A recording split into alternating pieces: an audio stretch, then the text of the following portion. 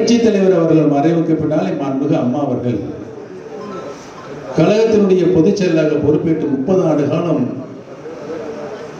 கழகத்தினுடைய அத்தனை நிலைகளிலும் நின்று எவ்வளவோ சோதனைகள் மாண்புமிகு அம்மாவுக்கு தந்தார்கள். அதையெல்லாம் வென்று சாதித்து இந்த இயக்கத்தினை 234 தொகுதிகளிலும்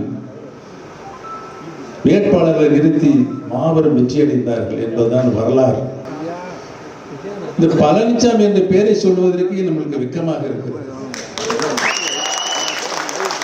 இவர் அனைவரும் ஒருங்கிணைக்க வேண்டும் என்று ஒருங்கிணைப்பாளர் இணை ஒருங்கிணைப்பாளர் என்ற ஒரு வரைமுறையை நாம் உருவாக்கினோம்.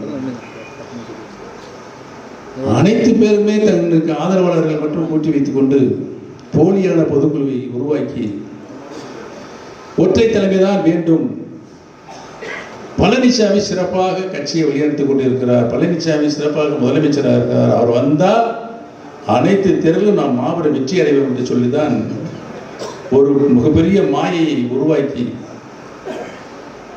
உருவாக்கினார்கள். அதற்கு பின்னால் நடந்த என்ன தேர்தல்? 11 தேர்தலில் பழனிசாமி பொதுச் செயலாளராக பொறுப்பேற்றதற்கு பின்னால் அத்தனையும் தோல்வியடைந்தார்.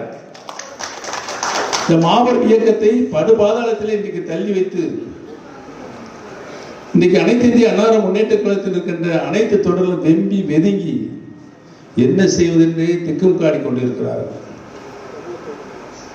அந்த நிலையை உருவாக்கிய பழனிசாமிக்கு வருகின்ற காலங்களில் நாம் சரியான பாடத்தை புகட்ட வேண்டும் என்பதுதான் இன்றைய வரலாறு. ஆக நான் நெடுநேரமாக உங்களுடைய கருத்துக்களை, உணர்வுகளை, உணர்ச்சிகளை நீங்கள் அனைவரும் தெரிவித்திருக்கிறீர்கள். பல கூட்டங்களில் நாம் பல்வேறு பிரச்சனைகளை பேசி முடித்து விட்டோம். இன்னைக்கு மக்கள் நம் மீது மிகுந்த அக்கறை கொண்டிருக்கிறார்கள் என்பதுதான் உண்மை. நம்முடைய அருமை நண்பர் ஆட்சி ராமச்சந்திரன், முன்னாள் சட்டமன்ற உறுப்பினர், கழக அம்மா பேரவையுடைய செயலாளர் அவர்கள் இங்கு உணர்ச்சி பிளப்பாக வெளிப்படுத்திய கருத்துக்களை நான் அப்படியே முன்மொழிகிறேன். நம்முடைய கழக இணை ஒருங்கிணைப்பாளர் அருமை சகோதரர் வைத்திலிங்கம் அவர்கள் எரிமலையாக வெடித்து அந்த கருத்துக்களை நானும் வழிமுடிந்து நீங்களும் வழிமுறிந்து ஏகமனதாக தீர்மானம் நிறைவேற்ற.